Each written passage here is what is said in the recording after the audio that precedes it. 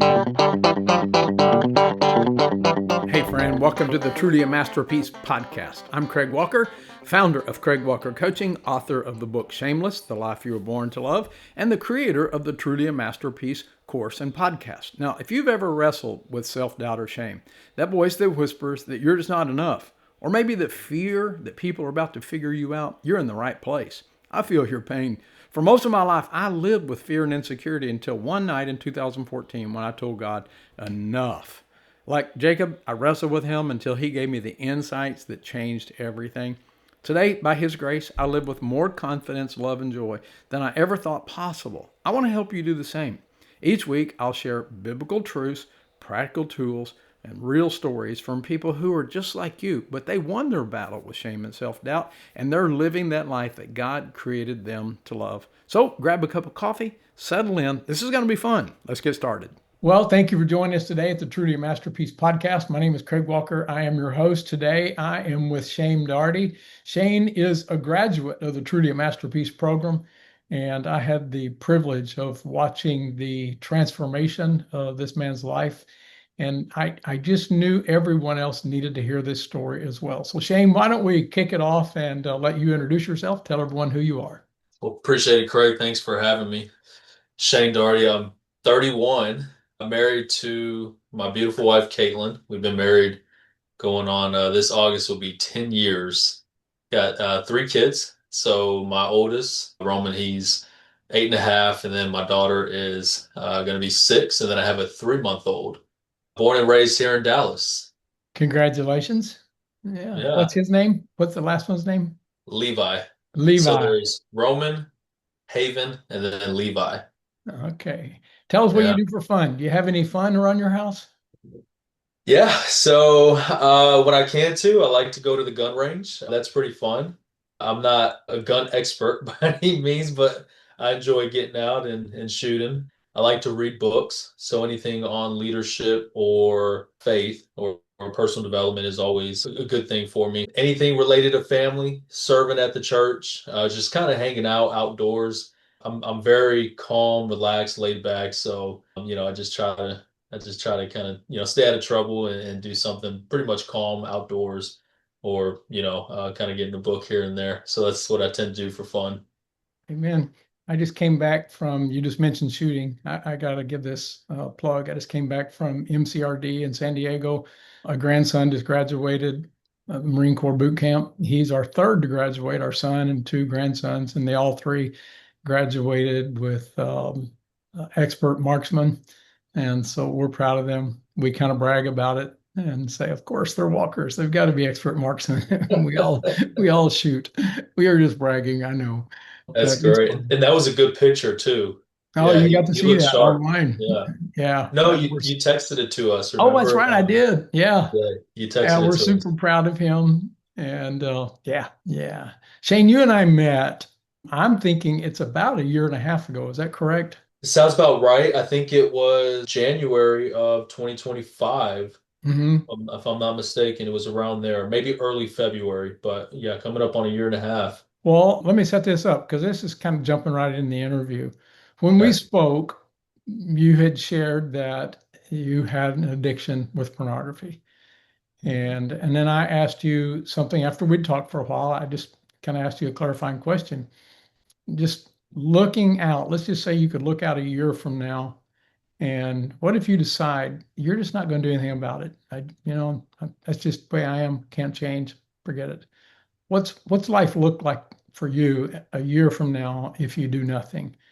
And I remember your response. And you remember too, don't you? I'd be divorced. You said, I'll be divorced. Yeah. I said, okay. I said, well, that clarifies it. Yeah, And I knew from what you'd already shared that if we got to work together, I knew that the program was a good fit for you, that you and I would be a good fit for each other. And so I was looking forward to that.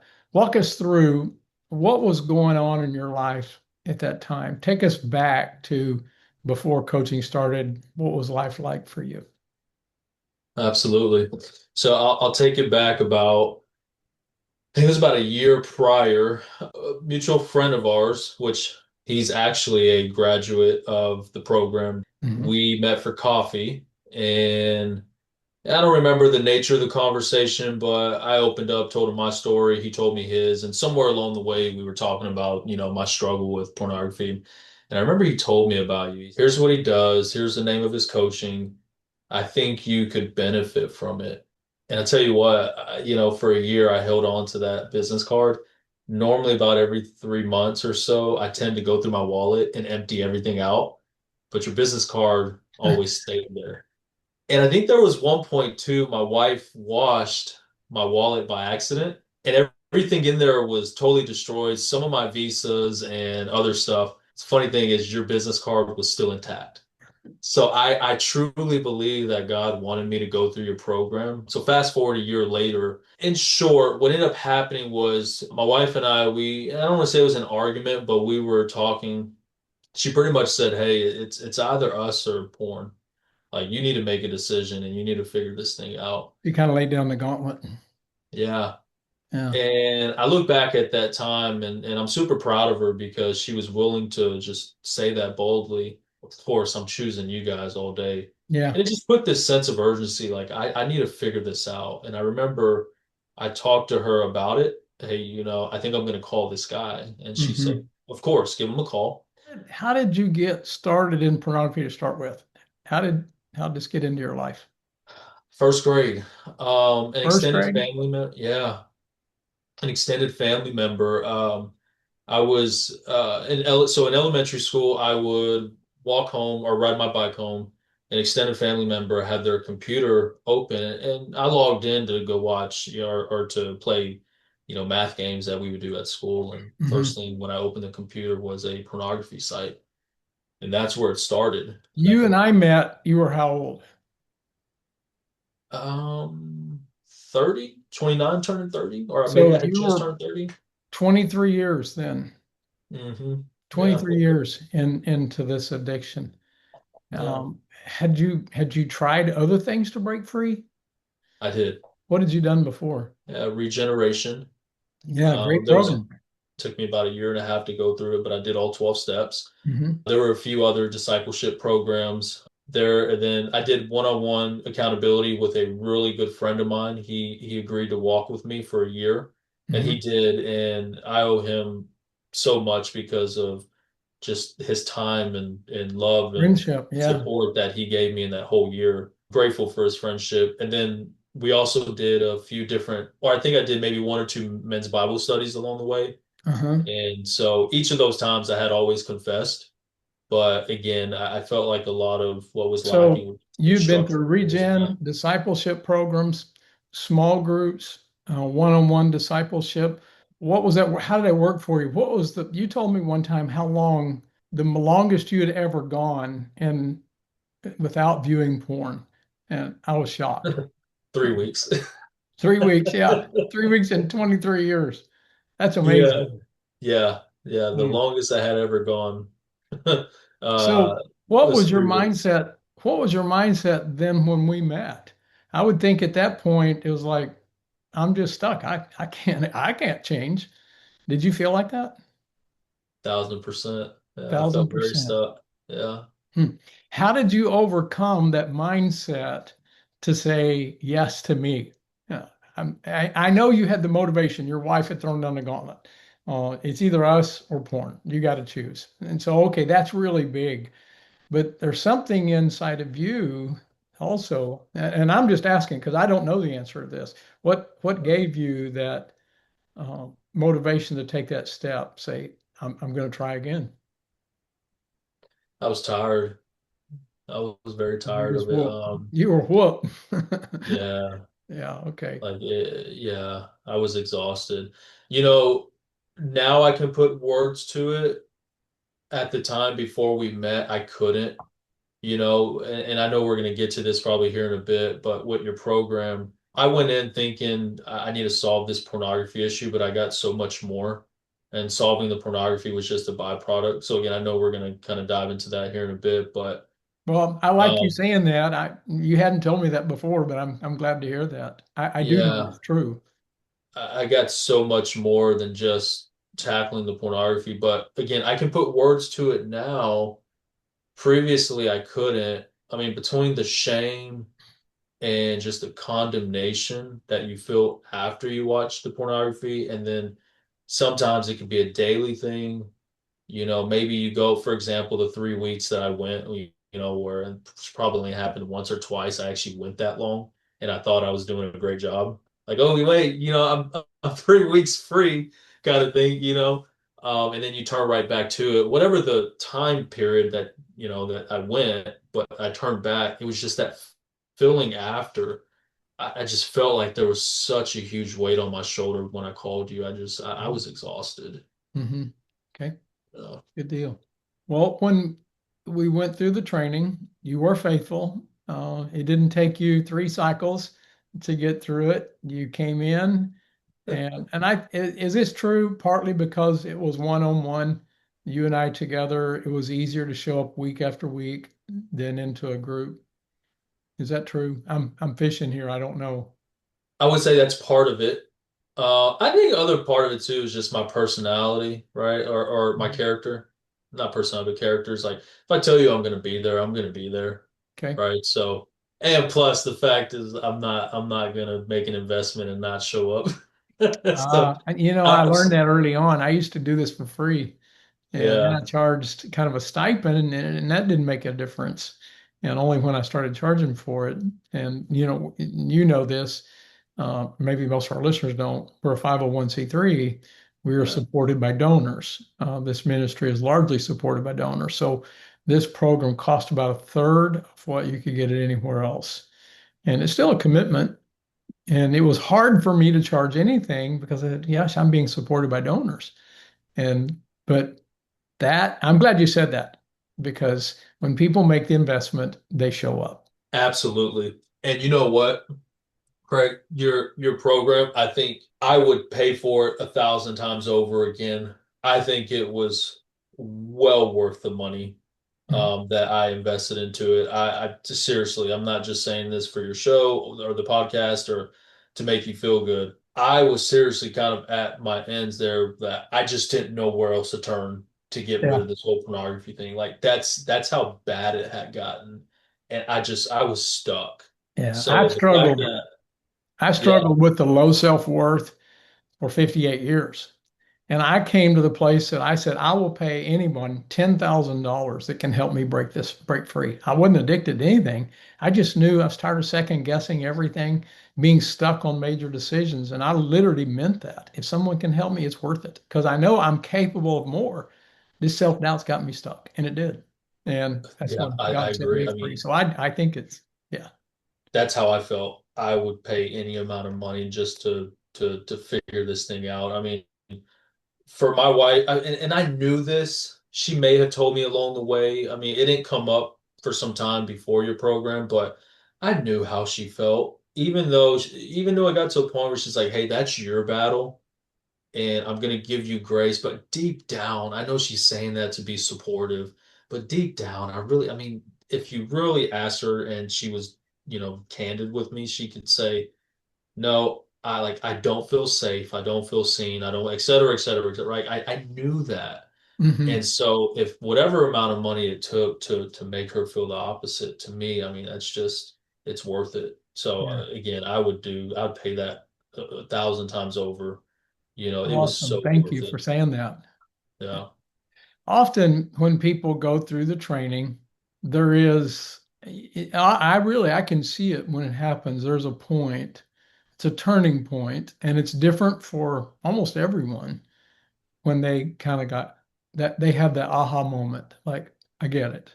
Sometimes it's early in the program. The earliest was like the first week, and that just happened with a new client. It's like the first week. So, oh my gosh, that is it. And he's been doing great ever since. He's going to finish it and he's learning. He's getting the rest of it, but he felt like he got it the first week, and I think he did. I've had others go all the way to 12, all the way one to go all the way to 16. Most everyone it's around that fourth or fifth week. And I don't remember the exact week for you. I was I just about think I to ask that remember. if you remembered. You remember? No, I was gonna ask you, do you remember which week I was on? No, I don't. Though Okay. I can remember it was probably about one third it, or maybe even just a quarter of the way into it. And that's often a Yeah. turning point for a lot of people. What was the turning truth, the pivot point for you in the training? Confess the root and not the fruit. So you told me, you said most people, they confess the fruit of the sin and not the root of the sin. Hmm. So that could mean I watched pornography, and after I felt guilty and ashamed, and I said, okay, God, I won't do this again. I promise you, right? And I'm confessing this to you, Lord, Forgive me, I watched pornography. and Yeah. yeah, and I'm moving on, and that's it. And that was me. I was confessing the root, or excuse me, the fruit. And when you told me, that day when we met for our session, that's what we talked about. And that night, what he's saying makes sense. And this whole time, I just been confessing the fruit. Let me really think about this. And so I sat there, and I don't know how long. It could have been 10 minutes, 15 minutes, but I know I was there for a period of time really thinking about this. And also I've been thinking about it throughout the day. But if I've been confessing the fruit, what does it look like to confess the root? And what is the root? And I don't know if you remember this too, Craig. I also had been telling you, I think at the beginning of the program, I just didn't know where else to turn. I didn't know where to start. Hmm. I didn't know what tools, like I just felt stuck in that regard, that where do I begin? What do I need to confess? Like how do I get rid of this? And so that night it took me some time, but I finally got there. And later on we had talked about it, but it came down to my unbelief. And that was the root of it, is that I truly had believed that the price that Jesus paid on the cross didn't cover me, Mm. or at least, I wasn't good enough to receive that gift, Mm, it's a his shame. grace in that. Yeah, a lot of people, that's a good turning point for them because they get stuck. We say we believe and we're saved by grace through faith, but somehow it's just the American way, but I've got to do something. And that do something instead of just accept is one of the things that keeps people hanging out and not able to change. And so for you, it was recognizing that and confessing, I just don't believe. That was hard to say. It is for a lot of people, isn't it? Yeah, I it's don't very believe hard him. to say because you accept Jesus at one point, and you kind of go through your walk, and then for me in this case, I accepted him when I was 19, which was back in, I Mhm. think it was 2015, maybe. I think it's when I was 19, or excuse me, uh yeah, 19. So that might have been 2014. I have my Mhm. times mixed up, but I think it was around 2014. And then here I am, just this last year, I'm over here saying, the root is that I don't believe. So to think Yeah, that and God I would, want to be quick to say this. I know people could get the wrong idea. You were not, and I was not saying that you are not a believer. You're not right. born again. I think you genuinely were and are. But to believe to the extent that it covered even this sin, and this sin, he can help you win over this sin. That was the unbelief, wasn't it? Yep. Yeah, you're spot on with that. So I believe Jesus came down. He was here in the form as a human, right? Went to the cross, died for our sins. He shed his blood. I believe that a million times over. But to your point, I just didn't believe that price he paid covered Yeah. my sin or pornography. And that's where the unbelief and the struggle was. And so that night when I confessed it, so quick thing too is like, yes, it's hard to admit that, but I had been admitting hard things, kind of, confessing things to God for all the years before that, going through regen and discipleship programs, men's Bible studies, and all that. There was a period where I was depressed and I was really angry with God, and I was confessing things that were pretty harsh, and I was talking to God pretty harshly. So saying this that night, it wasn't as hard, but it was still hard to kind of realize that and say, okay, this is where I am. But when I did that night, it changed everything. I confessed that to the Lord. Father God, please forgive me my unbelief, that I just don't believe that the price you paid on the cross covers me. I believe that I've been unworthy. I believe that my sin was greater than you, right? And so when I confessed that to him that night, it changed. And it just happened like that. I tell you, it's nothing I did, because I've been over a year in sobriety from pornography, which has now been a year and going on a year and 4 months. Hmm. That's a big And step from 3 weeks. You got to be proud of oh that. yeah, and now I can sit at my desk and I don't think about it.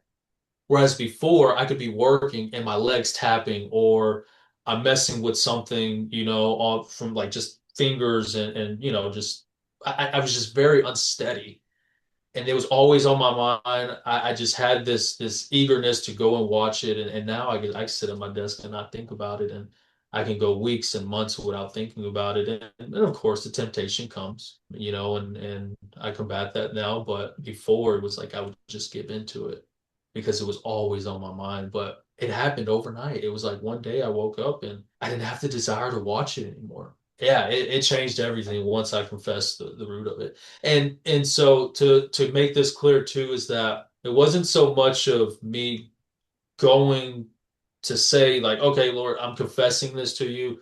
It's my belief and that's it. I think it was my heart posture and the Right. fact that I was willing to humble myself and lay that down in front of him is what led to, the restoration and the Yeah, healing, I agree. right? And so I think that's what made all the difference is I was willing to humble myself before God. I think there's a couple of things that is worthy of pointing out, and that's different what you went through with me, and for anyone else that I might wind up talking to in the future, something that I never asked you to do. We never tried to go back and find out where this started, and so that we could retrain you from that point and bring you forward from discovering all the layers and stuff that were behind it. So we didn't have to get to that root. We're not talking about the root of how it started or anything like that. We're talking about the root problem that existed today, or the day that you confess this, was just unbelief. But I'm not talking about going back and digging through the layers and uncovering how you Right. hated your mother, or your mom, wasn't there for you. I'm not talking about any of that stuff. We didn't go into any of that stuff. That wasn't necessary, and I don't think that is necessary. We built on the truth, and the truth will set you free, and that's what you did. And the Amen. second thing that I didn't do and I don't do is I don't hold you accountable. I didn't ask you to show up every week and tell me, did you watch porn or not? And often you would come and tell me, and periodically I asked, how are you doing? But keeping you accountable wasn't the issue either. It was solely based on knowing the truth and then applying it to your life in such a way that you actually were transformed. It wasn't a transition like I'm getting better, getting better, getting better. Literally, you experience transformation, and that's what happens from the inside out. And that's what the truth will do. The scripture says that you renew your mind and let God make you into a new person by changing the way you think. Literally, you just learn to think differently, and that's what set you free. Yeah. That And, was, and and we talked about another verse that was very foundational for me was Romans 8:1. So we talked about yes. that because I There's, lived can you in quote it? there's just so much. I lived in so much condemnation. But yeah, but for those, no condemnation for those who are in Christ Jesus. So that was very foundational for me, and everything we had talked about in Romans, that was huge. But yeah, I think that's a great point. That was one of the things you made very clear was that I'm not a therapist, right? Like we're not gonna dive into all these things in your past and you know tell me how your childhood went here. Okay, how do you feel about this? Like we got down to the truth of, you Mhm. know, I think you said, well, where are you at today? And then, okay, and then let's kind of work through here. And that's a lot of what we did was talk about biblical truth and how that translates into where I'm at today and what I was going through. Wow, this is an amazing conversation, and this does conclude part one of Breaking Free with Shane Darty. Make sure that if you have not already, you subscribe to my podcast. You don't want to miss a minute of part 2 when Shane talks about life after freedom. This isn't your Hallmark kind of ending, so you don't want to miss a minute of this. Well, thanks again for listening. Until next time, may the Lord help you to live that life that you were born to love.